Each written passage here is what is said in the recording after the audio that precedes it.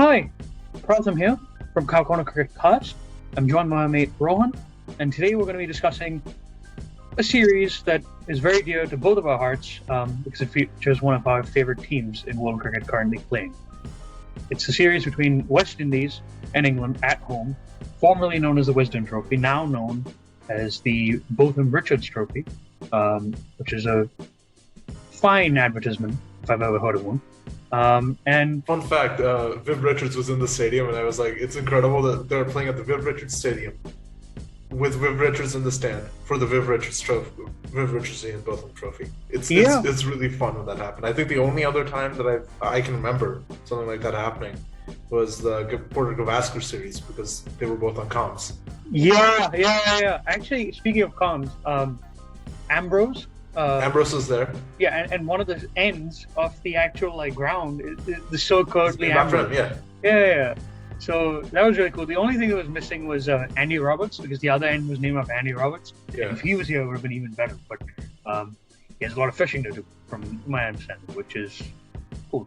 But yeah, no, it's always a great sight to see these two sides playing. West Indies always tend to raise their game.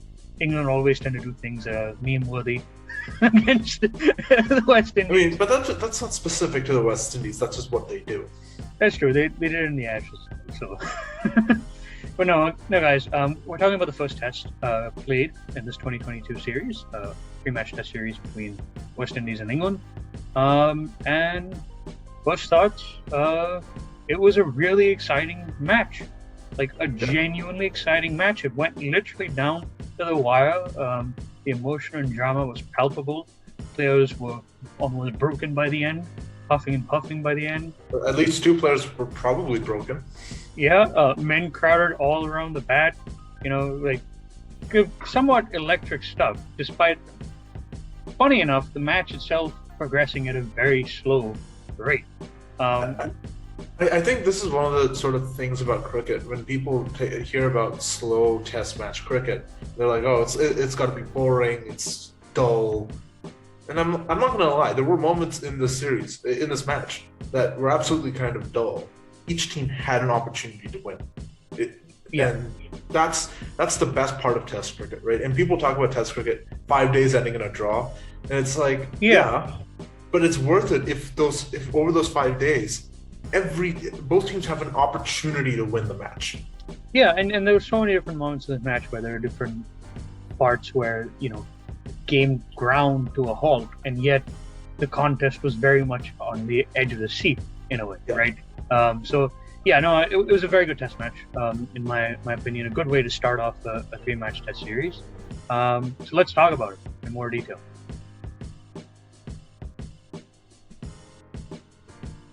So let's start off with the squads, because that was the first component that was really interesting to me regarding the match.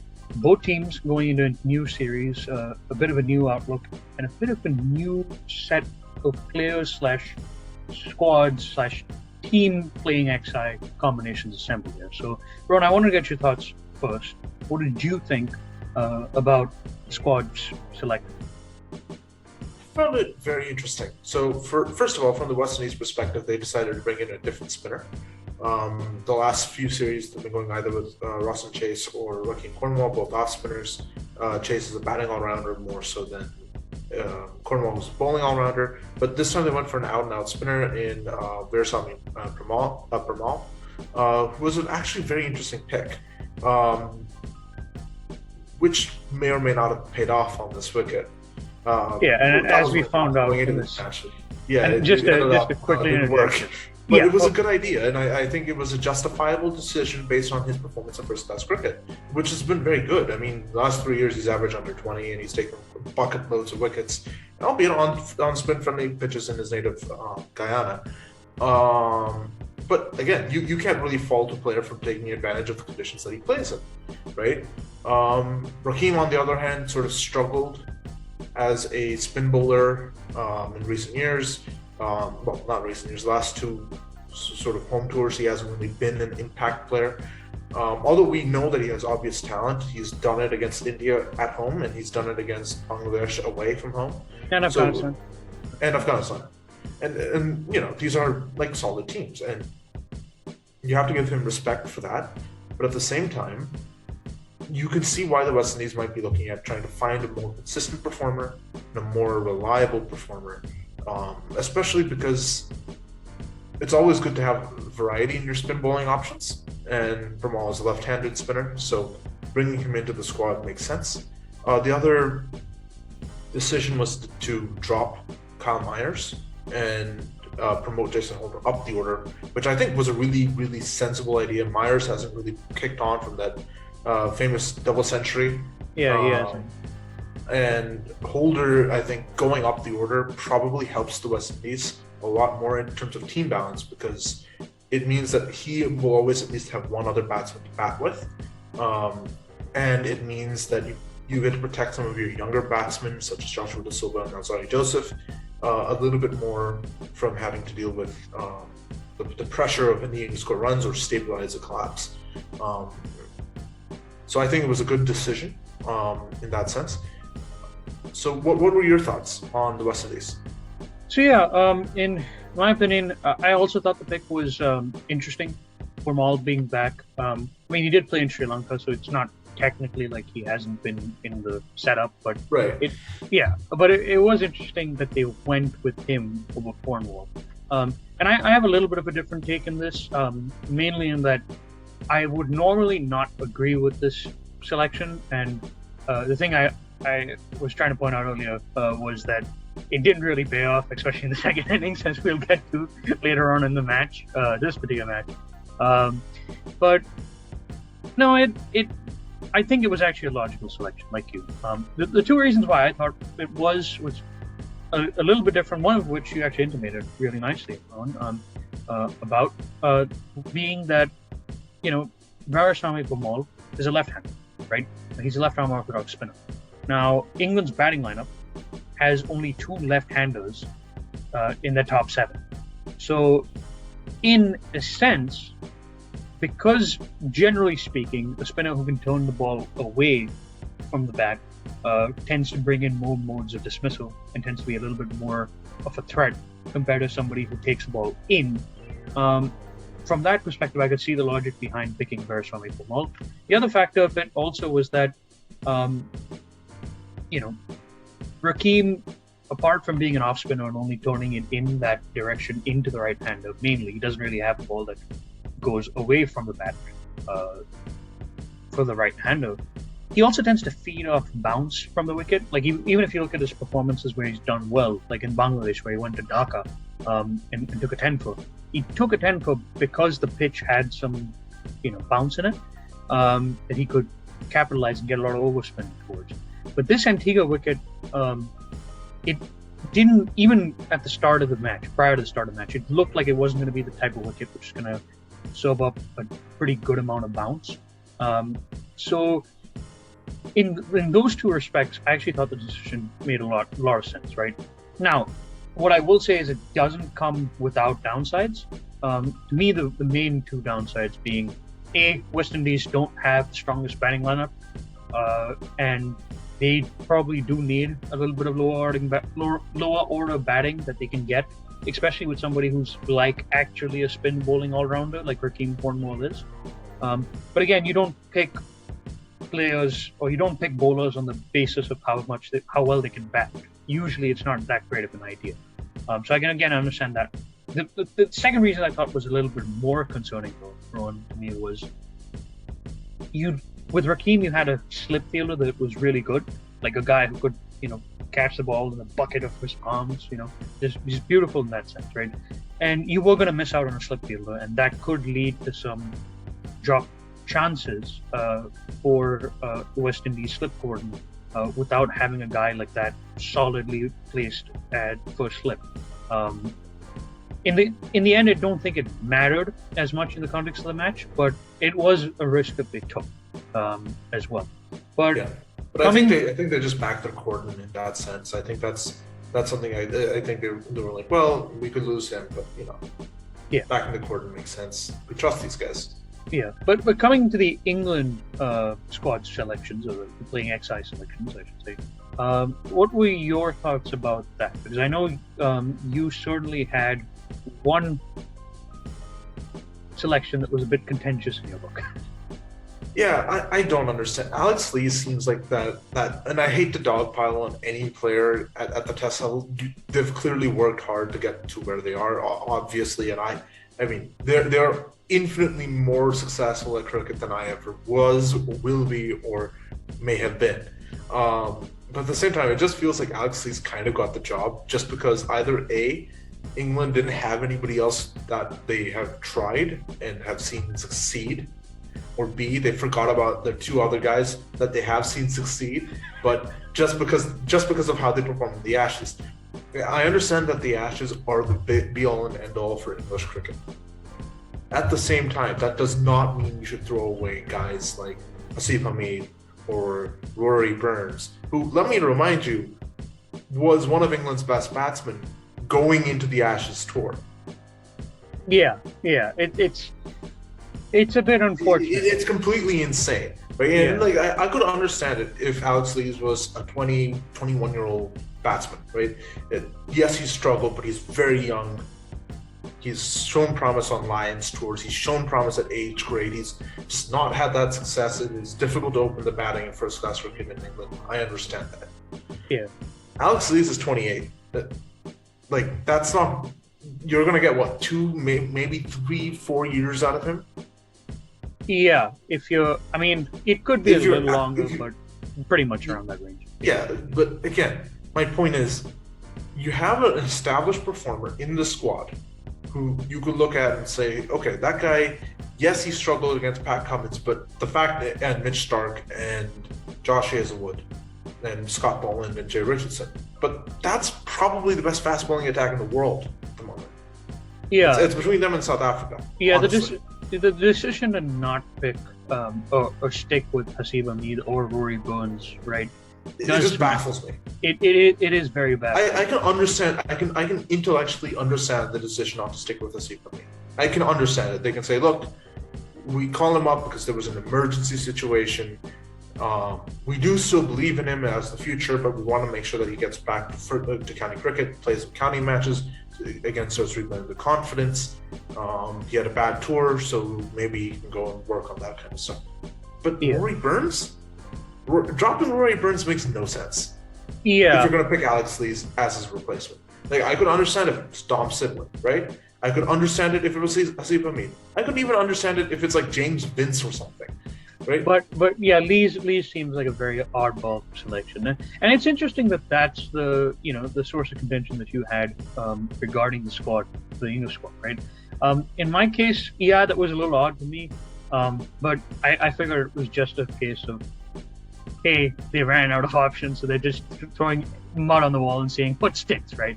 For me, the more egregious pick, to be quite frank, was the fact that Saqib Mahmood doesn't make the final XIO vote. That now is a bit of a problem that I'm not comfortable with, specifically because, yes, Woakes is a better batsman, and again, logically, I can see why, with England's batting being the way it is, them going, hey, we need to pick an extra all-rounder, bowling all-rounder, really worked, by the way, in the Ashes. It totally wasn't a completely futile attempt and shoehorning a player that's bits and pieces over overseas conditions. But I mean, to be fair, Chris Woakes was like what, the third or fourth highest run scorer in the series. Yeah, no, he was, and Rowan, that's why they won 4-1 in the Ashes. You know, they brought back that urn after 11 years. I will say this as to why I think they didn't pick Saqib, because I agree with you. Saqib Mahmood is the future. I think that is a stance that this podcast firmly holds, that Saqib Mahmood is the future for English fast bowling. Yeah. I think they want to manage his workload, particularly because of the spate of injuries in the last year that English quicks have had. Yeah, Jofra Archer had that elbow injury. Mark Wood has miraculously avoided every injury until this match, and then he gets injured in this match. which we'll get on to later on. But and Ollie Stone got injured right before the Ashes, so they're like, okay, we have to make sure going into the series that we can bandage up and make sure that we have one fast bowler, no matter what happens, that isn't going to bowl in a match, just because we don't want him to get injured, so we don't have to play a match with no fast bowlers and only swing. No, they're very desperate times, right? But to be honest, right, Woakes often just bowls a length outside England, which is too short and too wide to make the batsman play, and he lacks pace significantly to make that work. Yeah.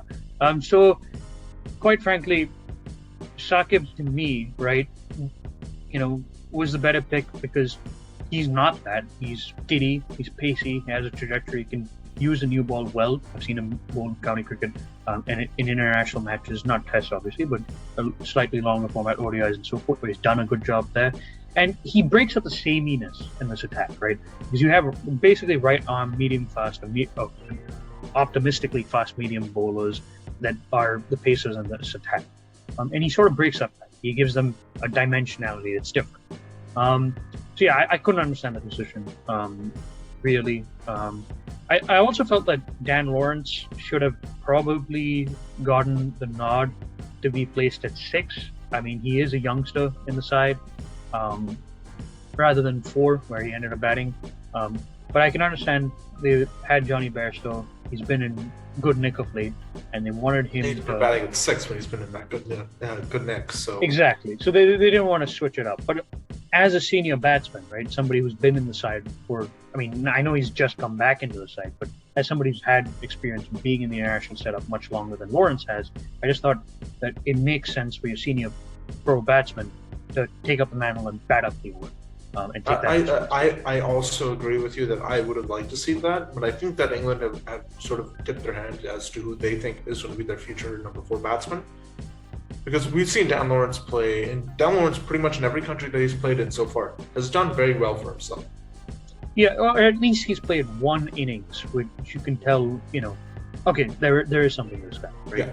Yeah. Which is more than you can say than for most of the English batsmen. Fair enough. But yeah, overall, I thought the squads, even they formed a pretty reasonable pattern. Yeah, there were some oddball decisions. Weird selections. Yeah, there were some oddball decisions like we discussed, but overall, I thought they were interesting playing exercise for 11s for this particular match, and I just thought that it would set up the contest very nicely.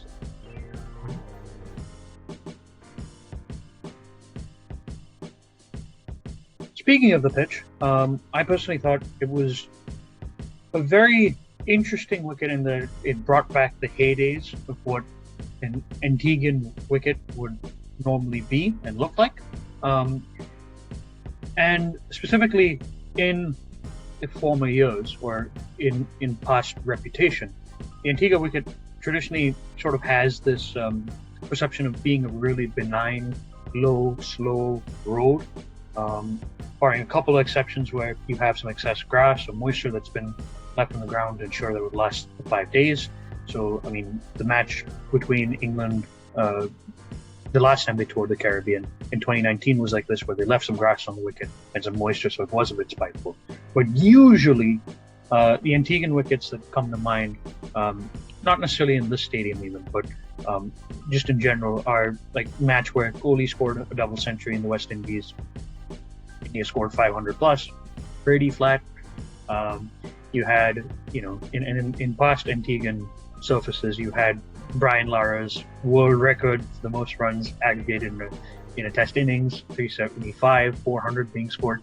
So that's generally the reputation of what sort of a pitch we're looking at. And that was sort of confirmed, right? That it was going to be sort of like that wicket, 2 days prior to the match, actually, because I saw the pitch then for the first time, and it looked dry and nearly cracked in some places, with all the green grass that you could possibly expect being shaved off from it. Now, on the morning of the match/toss itself, it did have a little bit of a less parched look to it. I suspect the curator probably watered the pitch a little bit more. The on the day prior to the start of the match, so that it would ensure that it would sort of last the distance and not crumble instantly.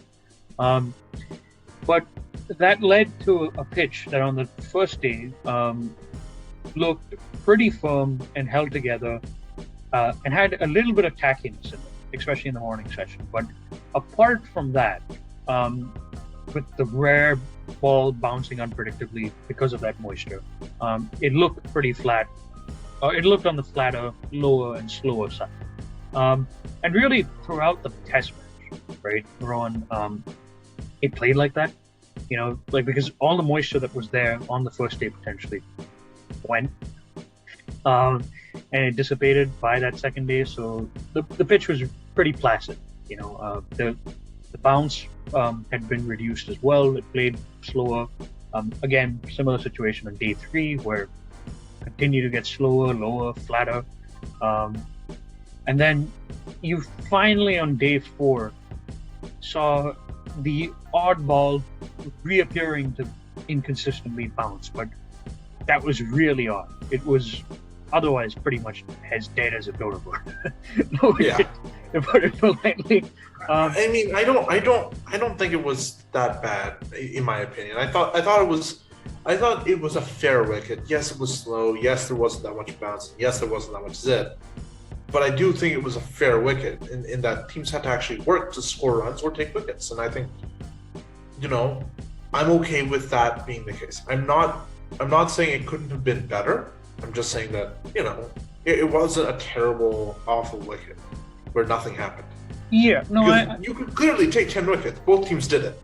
Yeah, well, in a sort of weird way, to your point, right? In having almost nothing for bowler and batsman alike, it sort of leveled the playing field, and you had a more equal contest in a really weird sort of way. I think if you're gonna have to make a flat wicket, this is how you should make it. You should not make it like a road. You should make it somewhat challenging. Yeah, well, you shouldn't make it like that Rawalpindi wicket, which was a bit of a farce, right? Really. No, but I mean, and to your point, right? I do think the curator did have there was some mitigating circumstances the way that it was prepared. He probably expected to break up earlier in the match. As it stood, it only just started to break up by mid-day 5. Yeah, the second session of day 5. Yeah, but and again, I think that's explainable. There was quite a bit of rain. Yeah, and they had those constant rain stoppages. It does interfere with your. Yeah, and the moisture probably got in the soil, so it didn't break up as easily, and Yeah, no, I can understand. I mean, and you did in his defense, you did start seeing on that day 5 wicket. You did start seeing some rough. There was genuine turn. There was some genuine sharp turn on occasion. There was some irregular bounce. Mostly balls keeping low. There was some that leapt off with length, but really mostly balls keeping low. Like shooters, grubbers, that kind of stuff.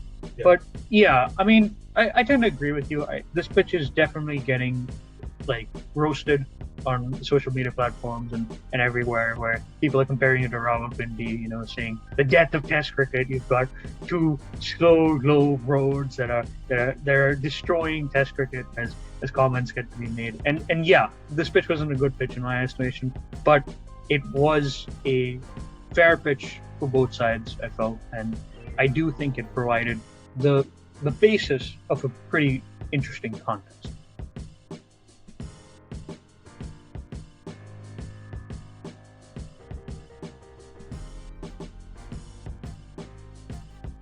So to start off the match, I think that this was really, really good bowling that opened up the match from Seals and Roach, who had reduced England to 17 for 2 after 3.5 overs, and by the 9th had England 27 for 3, which I think is a testament to how much of an impact player Kemar Roach is and how much an impact player Jaden Seals is going to be.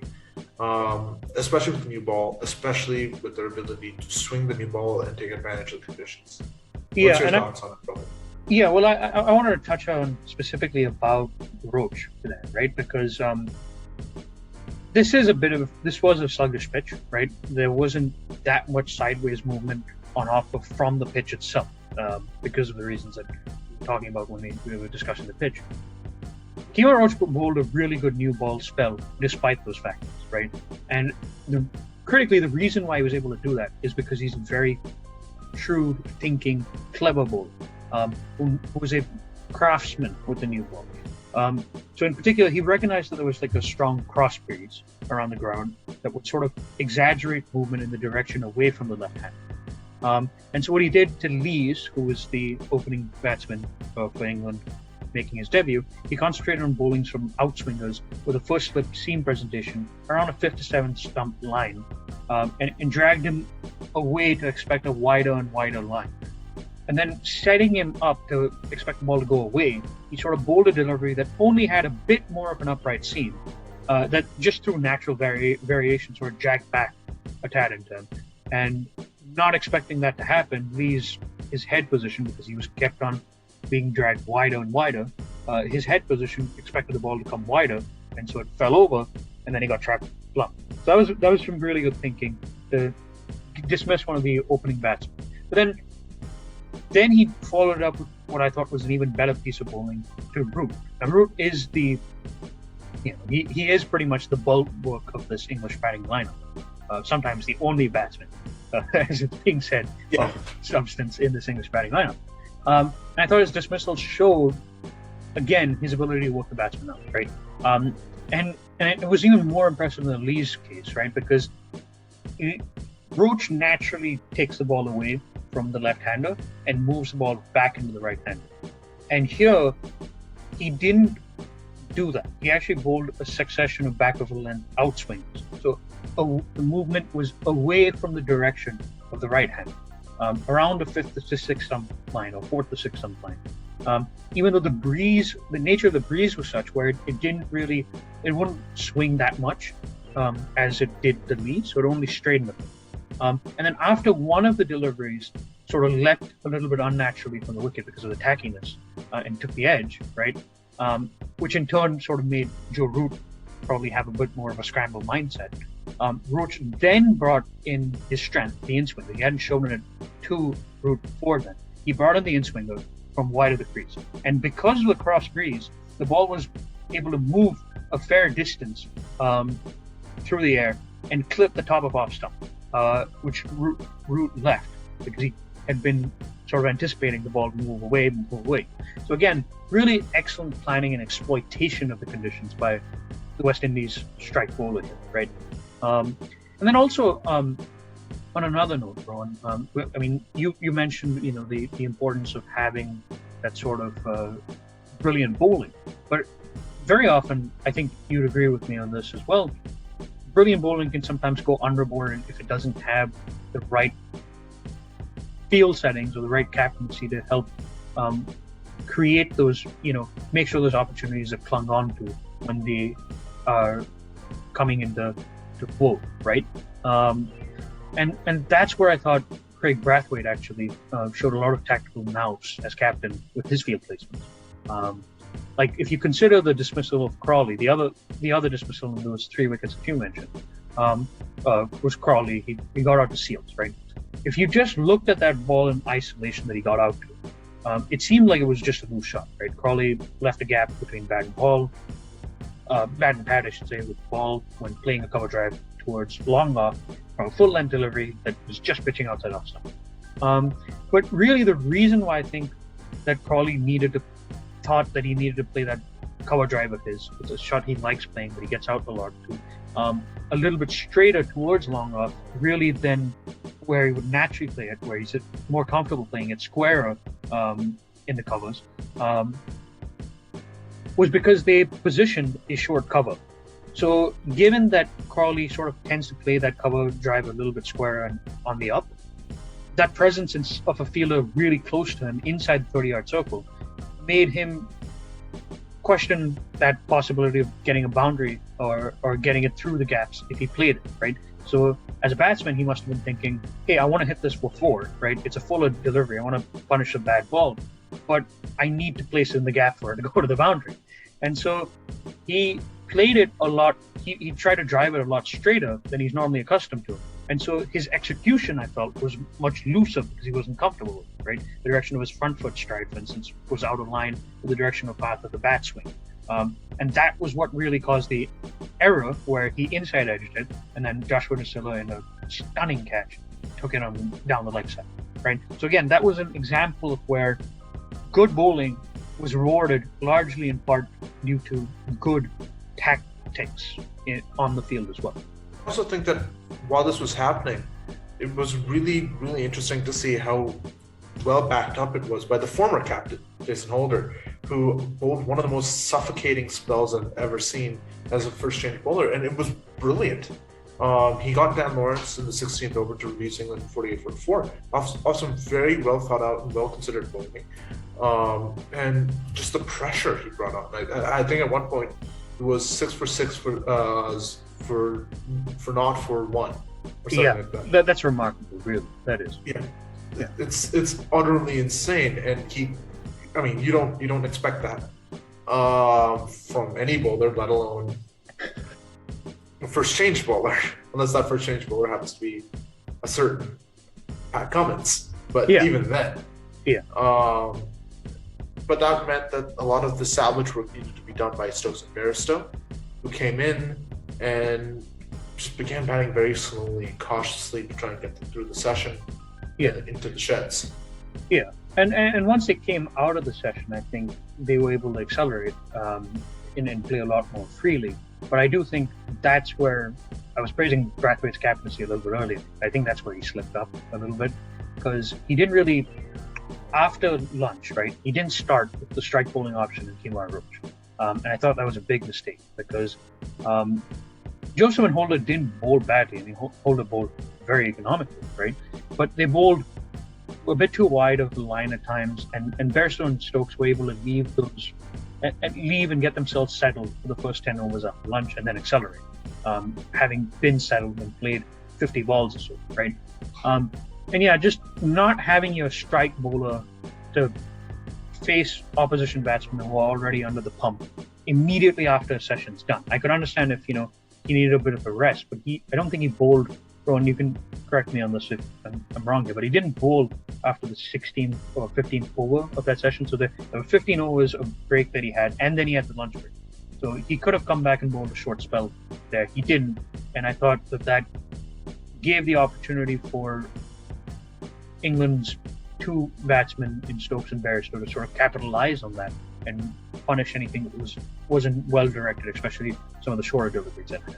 Having said that, right, I do think Joseph and Holder were a bit unlucky, because the ball didn't carry the slips and behind the wicket, and I think that some of it does need to be blamed on Braithwaite.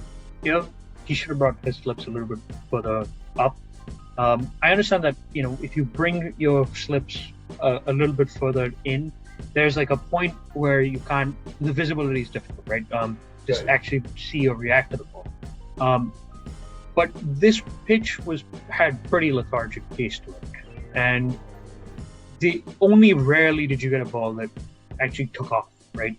Most of the balls, Roach bowled one that took off and it hit on the splice to Blackwood Gully, who had come in a little bit closer, and he wasn't able to see it, and he didn't catch it. But when you compare that to like the number of nicks that they missed, right? There was like close to 8, I think, nicks where the batsmen were committed on the front foot on the pitch, and it drops just short of the keeper. If they moved slightly closer, even if you lose the opportunity to react to the ball that bounces sharply out of nowhere a little bit more, the trade-off here, right, of the amount of wickets you take if you had moved your slips a little bit further in would be higher. So I think that was another factor which sort of played into West Indies not being successful after that morning session. Yeah, I do think that England was, in a sense, a little bit lucky, as you said, because of the slips and them not moving up the slips. But I think they played with soft hands, and sometimes you get lucky in Test cricket. Sometimes you get to ride your luck, and you end up profiting off of that, as the two English batsmen ended up doing.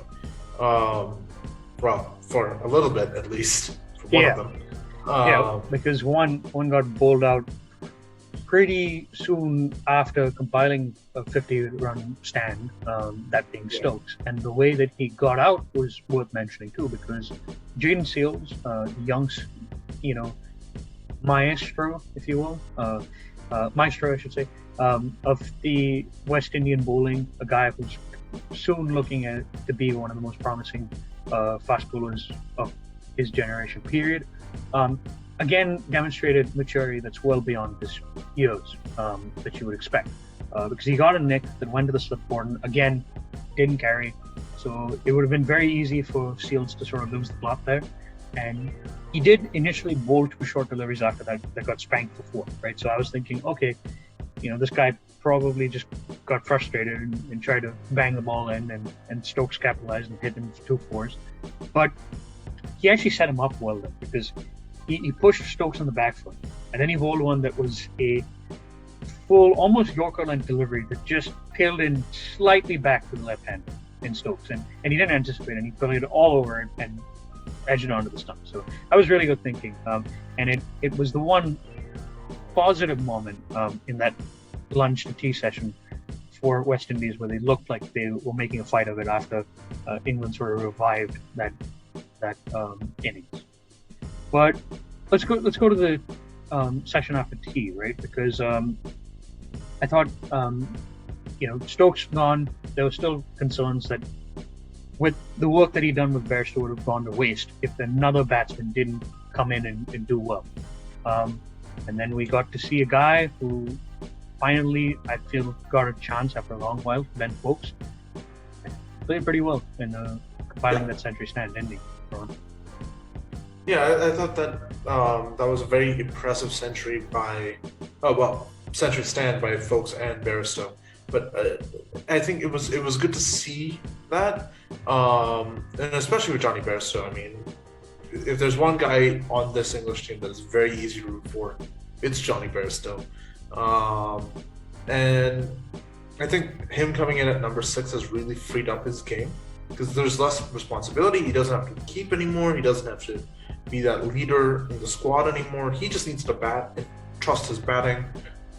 And it seems as if that's really freed him up to score those runs. And more importantly, he genuinely looked in control. There wasn't that much of a... Yes, there were edges in the previous session, but even those edges were, mostly speaking, relatively safe. They weren't looping edges that just went over the slip cordon or anything like that. It was mostly soft edges that dropped short. Yeah, no, that's a really good point. The soft hands aspect, because Johnny is he's a very good one-day batsman, and his technique, as he admitted himself, during his rough phase, was changed to suit the demands of ODI cricket, where playing with soft hands is not necessarily what on most surfaces in ODIs is recommended. But he did show a better application in improving that facet of his game on return.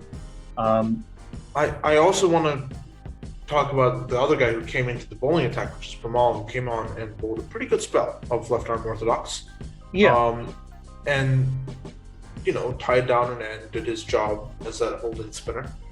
I will say, in the century stand though, regarding permaul specifically, I thought that Bairstow will get all the plaudits, rightfully so, for notching up a century here, but I thought Woakes actually played permaul very well, right? Because permaul was getting just a hint of turn, right? And the wicket was slow, so it didn't really help him that much. But the fact that Woakes was constantly being able to get to the pitch of the ball and then roll his wrists at the point of contact, to inside gaps in the offside and in the onside and so forth, that says that he can combat good spinners well. And it's something that confirms the impression that we got from him when he made that debutante in Sri Lanka at golf. I just thought that was a really interesting passage to play as well. But he got out, right, to hold her, and that sort of finished the day's play in a way. Yeah, I don't think you can say anything better than Jason Holder. It's that when his team needs a wicket, he finds a way to take one. Absolutely. The guy who took the crucial wickets to ensure that England didn't run away with the match on the following day and that really finished off the English innings was Jaden Seales, right? Because the pitch was pretty placid at this point, and Jaden Seales bent his back, and because he has a really nice high arm action, he was able to generate some pace and bounce, and he bowled some really threatening short pitch deliveries at the field, right? And Braithwaite gave him a short leg, which helped him out. But he utilized the tactic well, had the fuller deliveries, and then interspersed them with the short pitch deliveries. And he ripped out the tail, many of whom have vulnerabilities against short ball, like so Woakes and Overton in particular, who can bat, and could have helped put together some dangerous partnerships with Bairstow to get them to a 350 total. That would have been plus total. That would have been probably more close to par on this wicket. They only finished in the end, thanks to Jaden Seales bowling those bounces, at a below par total.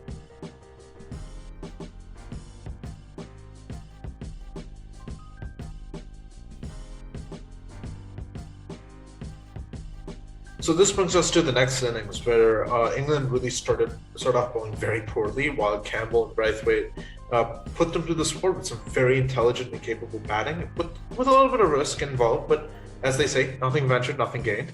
Yeah. So your thoughts, Pratham? Yeah. Well, about that initial opening spell, I'm trying to put this as nicely as I can. Was it good? Was it? No, it wasn't good at all. And Woakes, in his opening spell, probably bowled the most innocuously and poorly I have ever seen him bowl. And I've seen him bowl since his debut, in almost every match he's played. So that should tell you something. His line and lengths were all over the place. There were so many balls that were just, he was bowling leg side half balls, To open the bowling with a new Duke's ball. Yeah. And on a wicket, there was something available on.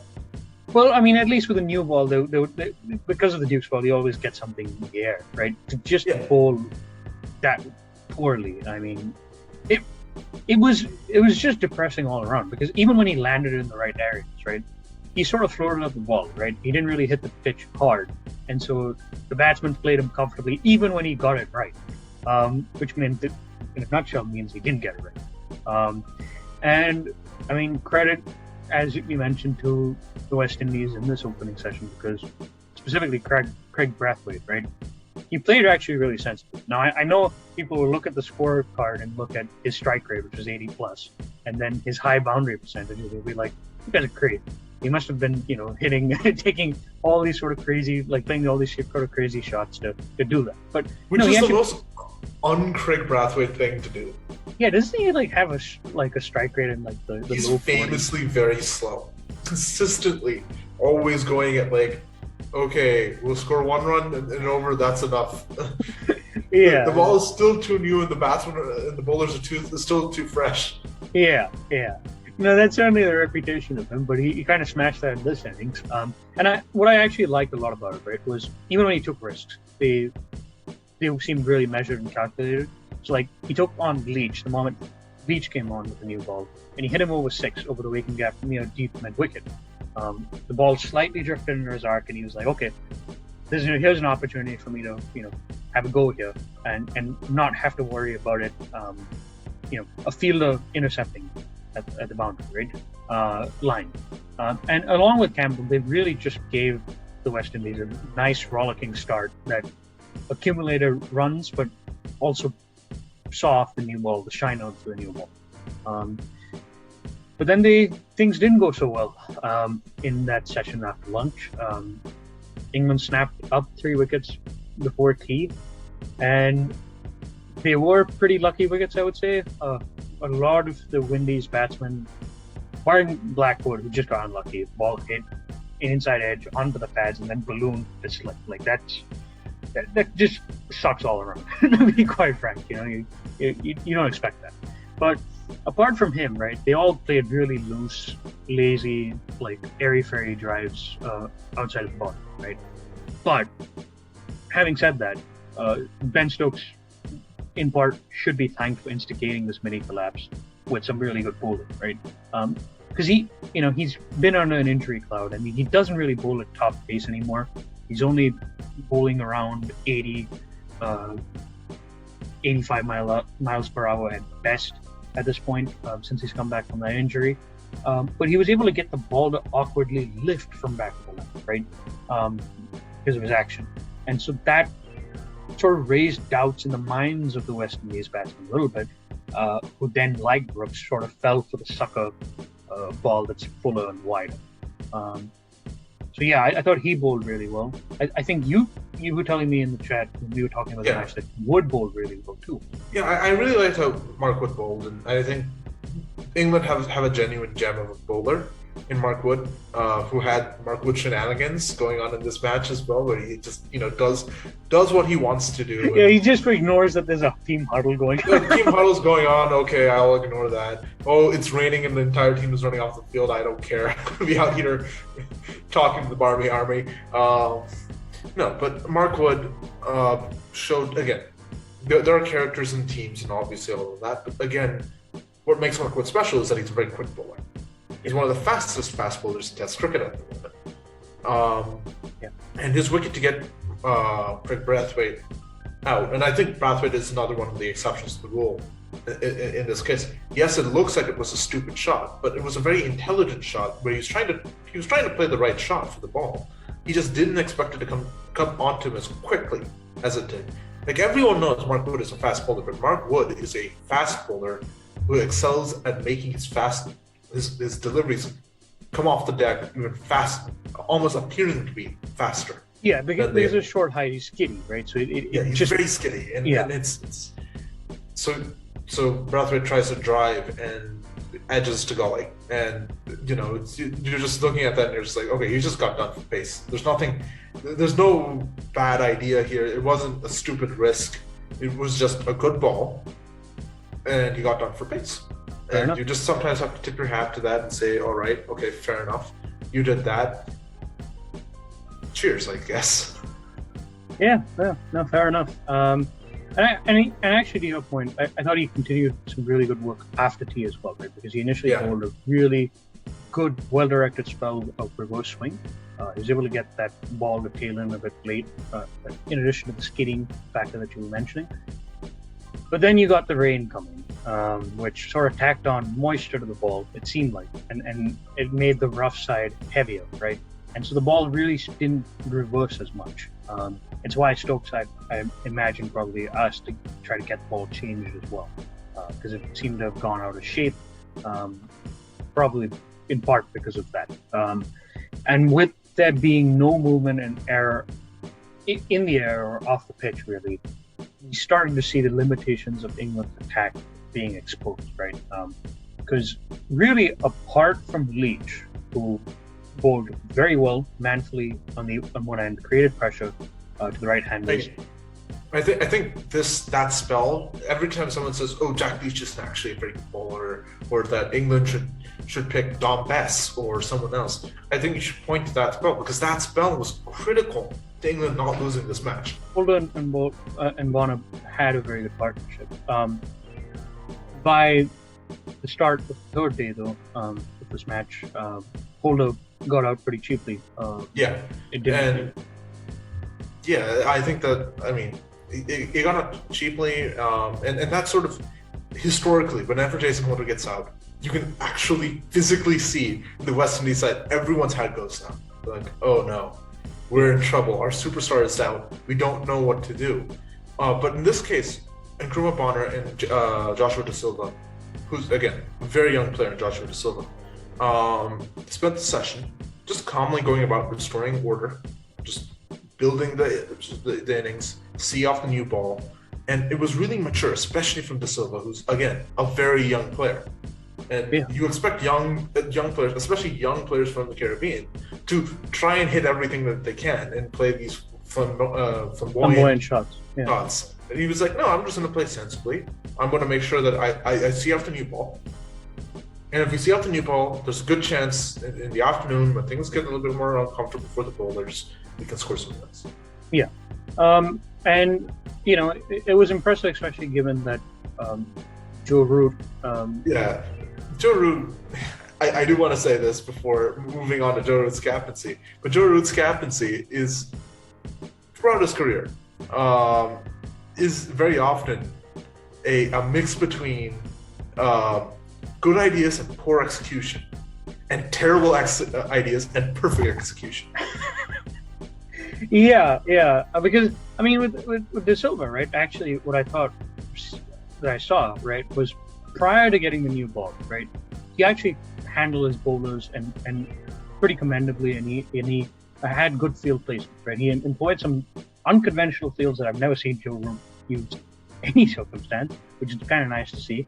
That actually indicated a good understanding of the places where De Silva was going to like to score a lot of his runs, right? Or played with his island. Specifically, he had like a short cover and he had a short cover point. And it sort of, you could tell that it was making De Silva a little bit dicey or jittery, even though he was trying to, play sensibly. There were some nervy moments because of that. He also brought in Leach in the penultimate over before the new ball was taken, and I thought that deserved credit too, because he didn't really bowl him at the start of the day. Stokes and Wood were the ones who alternated the bowling. But bringing in that spinner just before the new ball came to Bonner was almost an invitation to say, hey man, here's your chance to go after the spinner, and I'm dangling the carrot here. Are you going to go for it? Are you going to try to hit him and quickly get some runs before the new ball takes and you might lose a wicket? Are you going to do that to Bonner? And Bonner didn't do it. He didn't take the bait, but it was still a good move on his part. But then, to your point of the flawless execution of terrible ideas or good ideas and poor execution, his tactics after getting the new ball were equally as unflattering as his morning performance was. Yeah. Because for one, he chose to open with a leg gully to Overton, and then had the rest of the field set in the initial couple overs to give an indication to the bowler, hey, you need to bowl, a top of off or off stump line or outside off stump line. So what was the point of the leg gully there?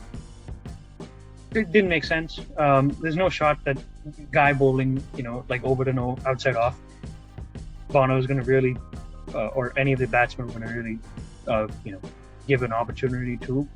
And then when the new ball was still hard, he basically decided he was going to do bouncer tactics and give the same bowler Overton a deep square and fine leg out for the hook / pull.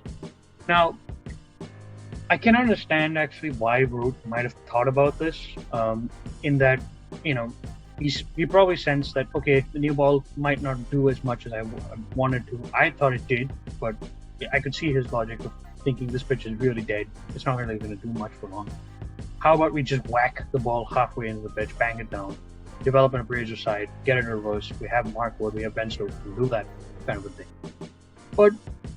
But again, just looking at the match situation, Overton and Woakes were able to get some new ball movement. They've been struggling this entire time. They finally were able to string together a semi-decent spell where they were getting the ball to do something with a new ball. It didn't make sense for that. And then even if you took that aside, right? Because again, I'm trying to give Joe Root the benefit of the doubt because it's really hard to understand this, but I think you kind of have to, because something had to be going in his mind, right? Okay, maybe you thought, this guy Bonner, he likes pulling the ball a lot. He likes, playing behind the wicket on the square side. Maybe he's a compulsive bowler. Overton, in general, looked much more threatening when he wasn't bowling a fuller new ball length, and he was bowling back of a length halfway down. Idea being, okay, that might be a way to get him out, the set batsman, the main guy out. But again, if you actually look at the innings that was being played, right, and not just look at theory of the plan that might have been thought about, Bonner's strength throughout this innings was that he played the pull shot in a way where he kept the ball down on the ground. And his weakness really was that he hung on the back foot a lot and didn't really move his front foot, always with the line of the ball, which makes him a potential LBW candidate when someone's swinging it with a new ball. So it really didn't make any sense, the tactic. It was very questionable. I think part of the problem was for the West Indies is they managed to make it through this bit of play, and then it's basically just started raining. Yeah, so they couldn't exploit the old ball as much as they would have liked. Really, pretty drab session. The only thing I can really note, pun not intended there, was Mann, Crawley. I don't think he's a very good slip fielder, especially if somebody at first slip. He dropped a really straightforward chance, and then he missed a couple of opportunities that he could have dived in over and gotten to. And it really cost England, right? Because they could have dismissed, West Indies potentially for a score below their total if they'd gotten Bonner or Joshua De Silva early on in the day or even during that mid-session. Stitch that partnership that took West Indies into the lead and put them at the time what we felt was in the ascendancy in the match, right?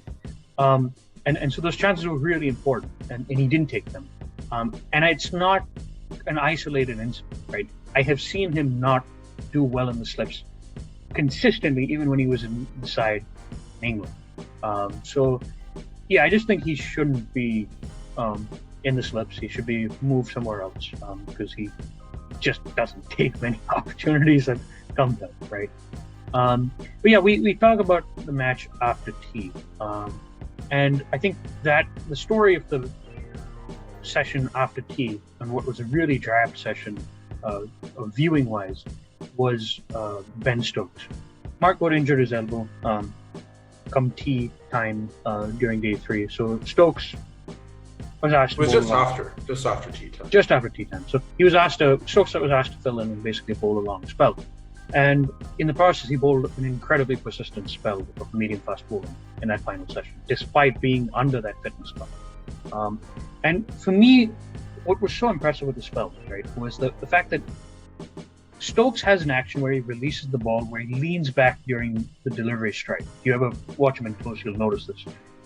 And so he also bowls wide from the crease, right? And that seems to make him such a threat and helped him be such a threat in these circumstances, because even when he's not bowling at top pace, right, it's the angle that he's generating with his bowling action that makes the ball always seem like it's coming into you, and it makes batsmen feel like they have to play or deal with deliveries that are wide enough where they don't actually have to play with them, in terms of where they pitch.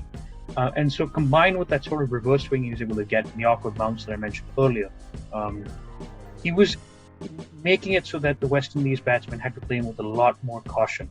They were much more prone to mistiming the ball off. And so as a consequence, he really provided the control that Woakes and Overton weren't able to provide when the match was at its knife's edge. Now, as you mentioned, it was very questionable to keep him bowling for so long, because it clearly seemed to take a fair bit out of him. I mean, I saw him grimacing. At the end of the match, I think it was incredibly irresponsible. Right. But even in this, session, even in this innings, it wasn't a great idea. Because he was walking like gingerly at one point. Yeah, he was limping. He wasn't. Wasn't a great idea. But I think another thing to talk about here is, I think the hero, the guy we haven't talked about all that much, but the hero of the West Indies, West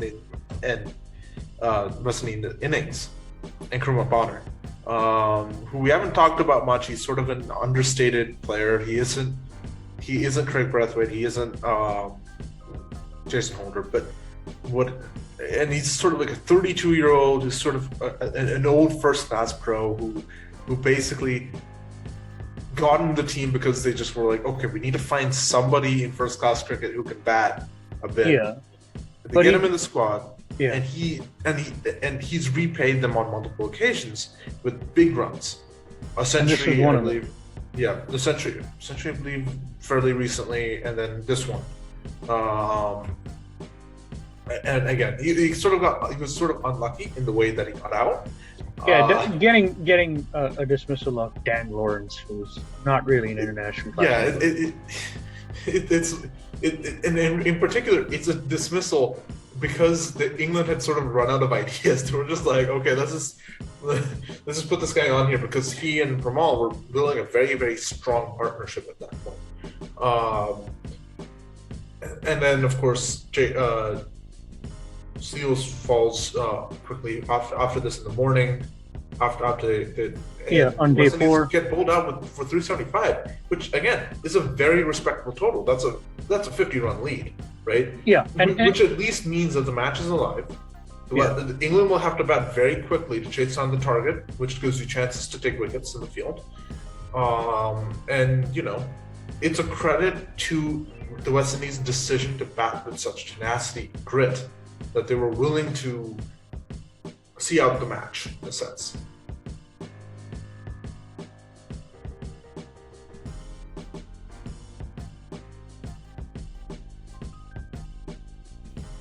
So the West Indies start well with a lead in hand. It was a significant lead of about 60 runs.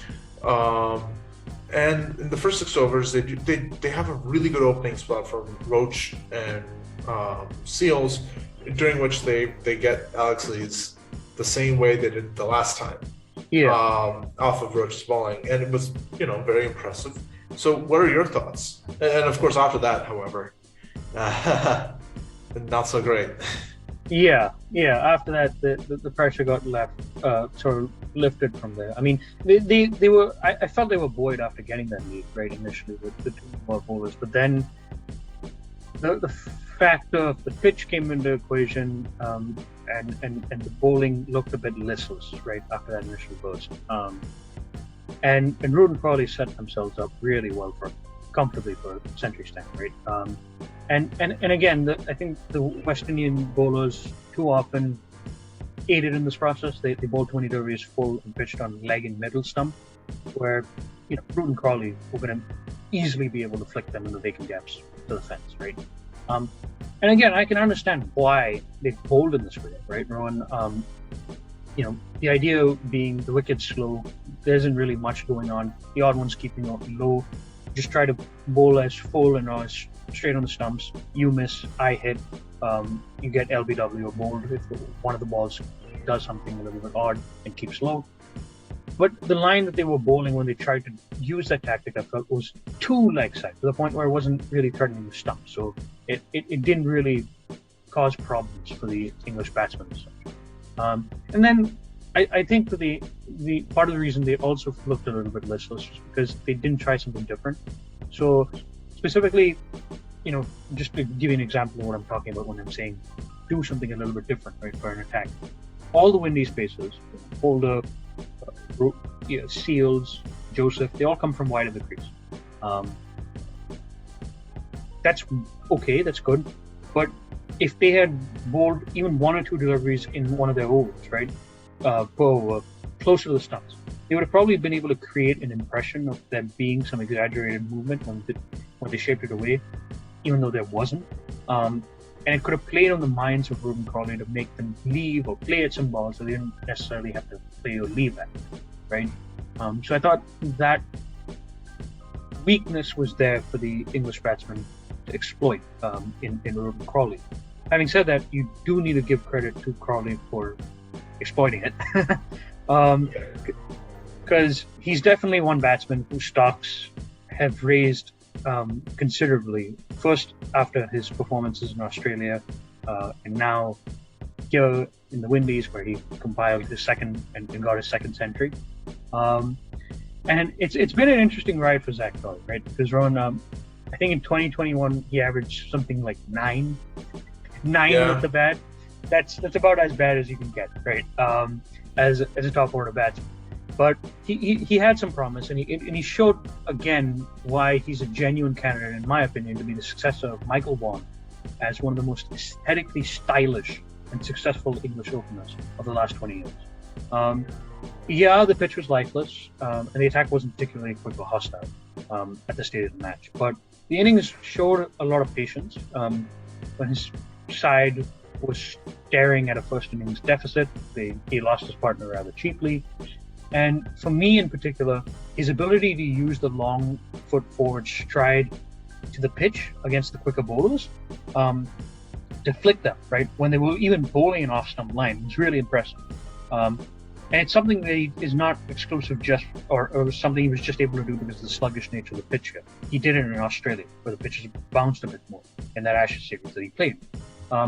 And so the fact that he did that was an indication of how this guy can punish even good quality bowling, right? And stamp a presence on a match in a way that I don't think most of the other English young batting prospects I've seen can do to the extent that he can. So yeah, they motored along really nicely to a century stand. And then Rowan, I think I remember you talking to me in the chat when we were discussing this match, right? That you felt they batted well as well for a different reason. So what was that different reason? So I felt that the English duo, Rutten and Crawley, batted very well because they decided to pick and choose who they were going to attack. Holder, Joseph, and Roach are obviously the three big guns in that West Indian attack, right? And they made the decision. It was a pretty conscious decision because you could see it that they only wanted to target one of two bowlers. They would take singles or twos off the others, but they would focus almost entirely on attacking the most inexperienced bowler, Seals, who they had less effect on, but they would, because again, he is a better bowler, despite his youth, and the weakest link in that bowling attack, permaul. Permaul was in particular a target for Crawley, who showed excellent footwork getting down the wicket to the end of the ball and hitting the ball over Permaul, or coming back and playing off his back foot. It was just very good batting against spin. Yeah, and it's not an isolated incident again, right? We were talking about it not being an isolated incident that Crawley's not a very good slip fielder. Now, in terms of praise for him, he played an innings of 50 odd in Ahmedabad in India, for example, right, where he played incredibly well on a pitch that in conditions that were turning a fair bit and were difficult, where batting was a bit difficult to do as such. So it was a really good sign. And then on the other end, right, of that partnership, that by the time the third/fourth session came around, the third session of day 4 and the fourth session of day 5 came around, became a double century partnership, right? Joe Root, he played really well too, and his innings was very important because I had a point to prove, I felt. There were concerns that a promotion up to the number 3 position would expose him to the new ball too early, and against the moving ball, he wouldn't be able to replicate the sort of performances that he made last year when he scored 1,700 runs in a calendar year, almost broke the record and so forth, right? But he proved that was probably not going to be an issue, even though it had been in the past this time around. Now, he was helped by the fact that the pitch was pretty gentle and it had a spinner who kind of lost his rocker in terms of holding a consistent line and length for Maul, right? So the job of batting was pretty comfortable. But having said that, again, he did capitalize on the circumstances. Well, he raced, I think, 80 at a strike rate above 50. And he did it, what was so impressive to me, Rowan, is he did it despite only hitting 6 fours. And so what that indicated to me, and it was confirmed when I was actually watching him, is that he rotated the strike really well. So he constantly disturbed the bowler's rhythms by doing that. He could dab and cut behind square of the wicket, and he released any sort of pressure that they had built with the string of dots from a bowler. So that was a feature of his innings here. Yeah. And I think that was their partnership was really, really critical into making it so that the West Indies were not able to be in a position in which they could win the match. Because, again, it was really the first session in which you could say England are clearly on top. Right? Yeah. At every other session, the West Indies looked as if they were the better team. Until this point, they looked as if, well, not they, but England looked as if they were looking like the better team and more deserving of a win. Yeah, and yes, I absolutely agree with that. But the fact that the position that they had gotten thanks to that double century partnership became one from where it looked like West Indies couldn't win it to where England would be able to enforce the win was down to a really breathtaking cameo from Dan Works. Because Crawley was dismissed early in the morning and he got out to a Yorker from Holder, who exploited the fact that he has a very high back lift, so he was able to bowl that really well. But Lawrence came in, bashed 37 off 36, and really propelled the innings. And it was the most exciting part of the match, by far, in my opinion. Right? He's thrashing the quicks. Like, he stayed leg side, and then hit inside out cover drive them and then slap them over a couple points. It's just fantastic to watch. I mean, it really like brightened up a match that at times in terms of stroke play could feel dull. Yeah, and those are hard shots to play, right? They're not easy shots to play, so it takes a lot of skill to do that, even on a wicket as agreeable as this one. And so his efforts in particular ensured that Root was going to have a lead close to 300 before lunch, and he could declare just before lunch and have a crack at West Indies for a couple of overs before that break would be taken. So yeah, I thought a really good cameo that accelerated and ended the English innings at a point where they looked to be in a position to enforce the win.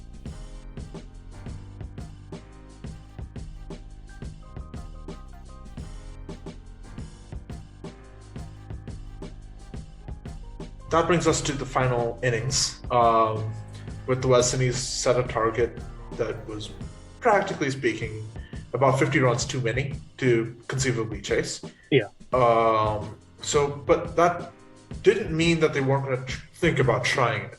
Kraigg Braithwaite begins with getting his team off on a good start by sort of playing slow, the most Kraigg Braithwaite innings after seeing the least Kraigg Braithwaite innings. But he's like, okay, let us take the loss out of the equation. Let's focus on trying to make sure that the game is in hand. We can't lose first. Yeah. So he just plays very sensibly. And he wasn't helped by Campbell on the other end. John Campbell did the most John Campbell thing of just trying to hit everything, even the balls that weren't supposed to be hit, for boundaries. And unfortunately, he almost fortunately, he almost gets out. But then unfortunately, he does get out. And the West Indies are in all sorts of trouble off of like an exceptional spell from Jack Leach, supported by Ben Stokes, who comes in and sort of gets lucky. Let's be completely honest. Yeah, you got to grab Kraigg Braithwaite because it was one of those balls. It was an umpire's call decision on a ball that stayed low and was going down leg. It's almost certain if that wasn't the case, if it didn't stay low, it was almost certainly not going to be a wicket. But no, fair enough. And he didn't review it, I think, either. No, he didn't. He made the decision, I think. Initially, in the moment, I was thinking like, I would review that. I mean, I would seriously consider reviewing that. But I think because he felt that he didn't touch it, and he felt that, let's save the reviews for later on in the match when we might need them. Yeah. As it turns out, they needed those reviews later on in the match. No, they did. But also, it wasn't helped by the fact that Shamar Brooks also fell 6 overs later. Yeah, and that delivery to Leach that bowled him out was one that turned and bounced from the rough. So, it was a beautiful ball. I mean, it did everything and then took the edge and went right to slip, and it was straightforward as possible. And this suddenly put momentum, not so much back into England's favor as into. It went from sort of a 50-50 who could win this match to England is going to win or the West Indies will draw. Yeah, well, it solidly gave them the dream to believe that the possibility of victory was looming, right? But, you mentioned that, the bowling was good from Leach and Stokes. The batting was equally different in that book, right? You had the target that was set 286. The attempt of the Windies batsmen before Holder and Bonner came in to survive the day for a draw, because it was clear that they were trying to go for the draw, was very concerning, right? Because especially against spinners, the thought process, right? The spin of Leach, the thought process seemed to either dead bat it or smash him over the top, right? When they felt that there was too much pressure being applied and that they thought that could disturb the concentration of the spinners. But the nature and timing of the stroke, right? Campbell tried to loft one over long on just after his opening partner, and Braithwaite fell. Blackwood tried to hoik one towards cow corner just after a wicket on the other end, and Shamar Brooks fell. It really revealed the lack of capability for the Windies batsmen to concentrate and have faith in their defense for any significant period of time.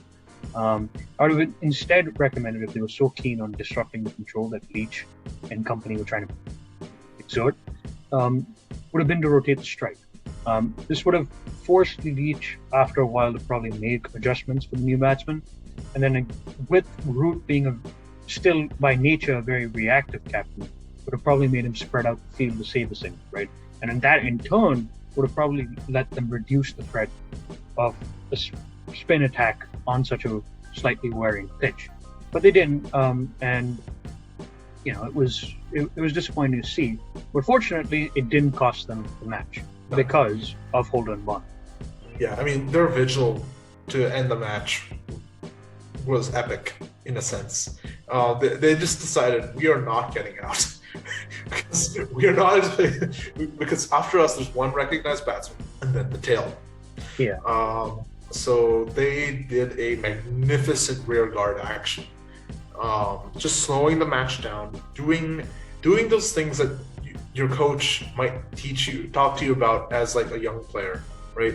Just play sensibly, take away risk, play the shots that you need to play, but never expose yourself to getting out.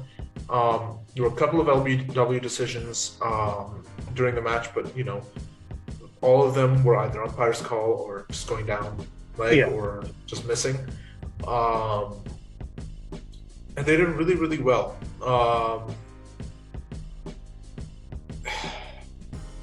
It looked, in my opinion, that the most interesting or important part of that, barring of course the rear guard, was Root's completely insane decision to make Ben Stokes bowl on what is effectively one leg. That was not a good thing to witness as a viewer. And also sort of the disrespect shown by Joe Root in that situation. I can understand if you're looking at it. Look, we only have 3 wickets to get to the tail, right? I could understand him doing that and saying, okay, let's try and bowl it out to the last over, right? 3 wickets and the tail. Maybe we get lucky. There's a little bit of turn on offer. The pitch is doing something. It's staying. It's a little bit up and down. Maybe bring in a spinner and put one spinner on one end and one spinner on the other end. You have 2 other spinners who aren't Jack Leach, right? But the decision to go to Ben Stokes and ask Ben Stokes to bowl when he was clearly in pain, it's just undefendable. And as a skipper who can bowl and bowl pretty well.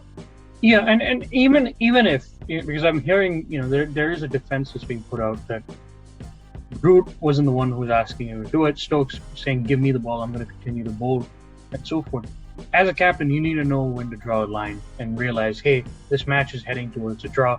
Do I value my asset here in Ben Stokes, who is the talisman of my side, or do I value a win that, in the context of the series, or to get into a better position to win, which is still probably not going to be achieved, right? Because of the nature of how the match is petering out.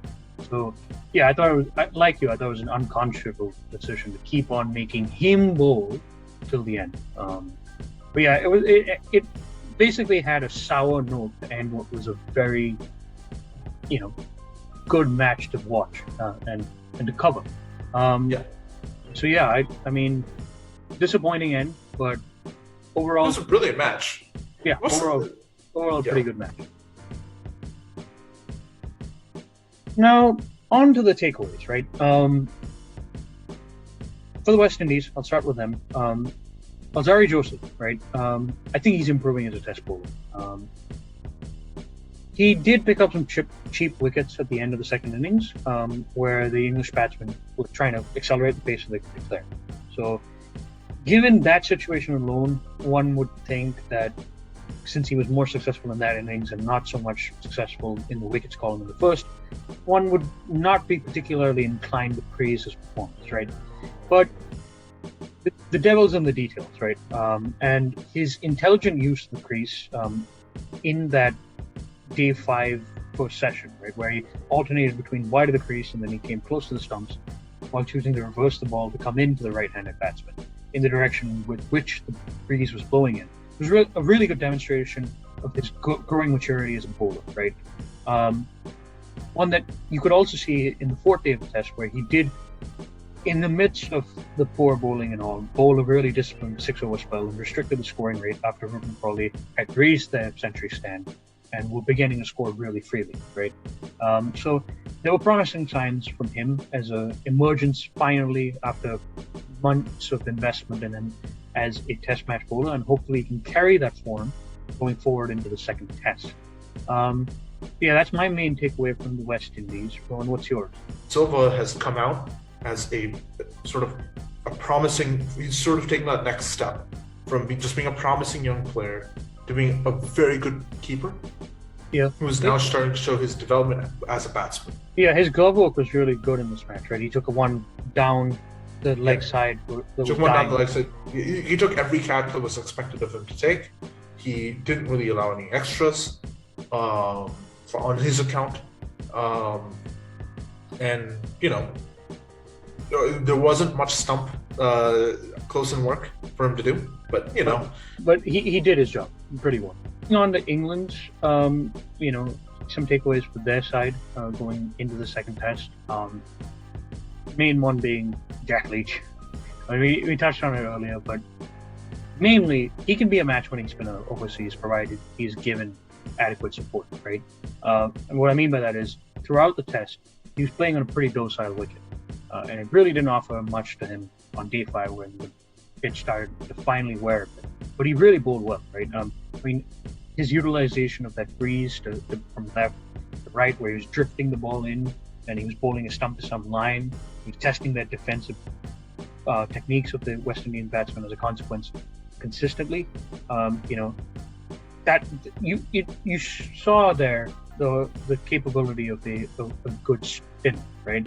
And yeah. You know, decisions of actually showing some confidence in him and providing him a new ball was very helpful as well, because it seemed to help him settle down and apply that constant pressure.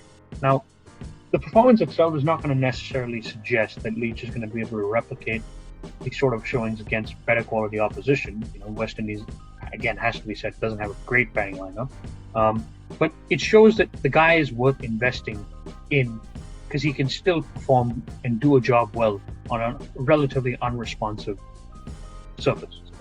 Yeah, I would also add that Jack Leach did a really good job because he got meaningful fielding support. Not sort of those defensive fields that he's been getting his entire career. Even in India, he got defensive field after defensive field after defensive field. Yeah. He got close-in fielders to put pressure on the batsman. When he wanted a long on, he got a long on to take away the slog over his head. And I don't think that's a coincidence in the correlation of this being one of his best performances and the number and density of attacking fielders.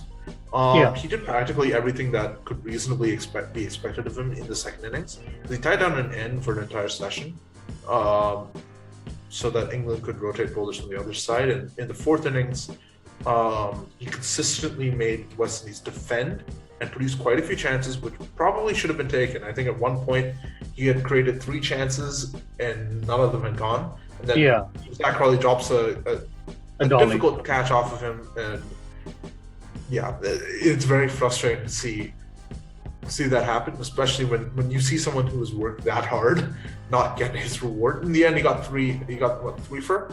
Yeah, but again, he bowled well enough to show that this is a guy you need to invest in, right?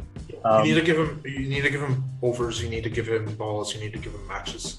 And he'll pay off that investment. The other guy who showed that if you invest in him, pay it off in spades, was Ben Foakes. And he proved in this match why he should be England's permanent wicketkeeper for a fair amount of time. He's barring one solitary chance that was like down the leg side and was dying to the keeper, right? And a quick dismissal in the third innings where basically he was just trying to throw the bat around, collect as many runs as he can to declare. He wasn't really trying to build or set up an innings of any sort. He actually played really well, batted with responsibility in that first innings when they were in a bit of strife and they needed that partnership to get them to a total of respectability. And then he kept really superbly as well, right? I mean, I can't remember a guy in the last 20 years for England who's kept up to the stumps against a medium fast seamer, right? Like that somebody who's bowling 130 Ks in Chris Woakes, right? And collecting the ball with no apparent sound. It was just absorbing all the pressure, lovely, pour into the gloves, right? Just brilliant stuff. And again, it shows that along with Leach, Woakes needs to be a permanent fixture of this England side for years to come. So that's it on our end for this particular test match. Join us as we'll be reviewing next the second test between India and Sri Lanka, which is really enthralling test to talk about and discuss in its own right for completely different reasons to this one. But anyways, it's great as usual being able to convey our thoughts to you, and we look forward to seeing you next time. So stay tuned for that, and take care. Bye-bye. Bye. See you.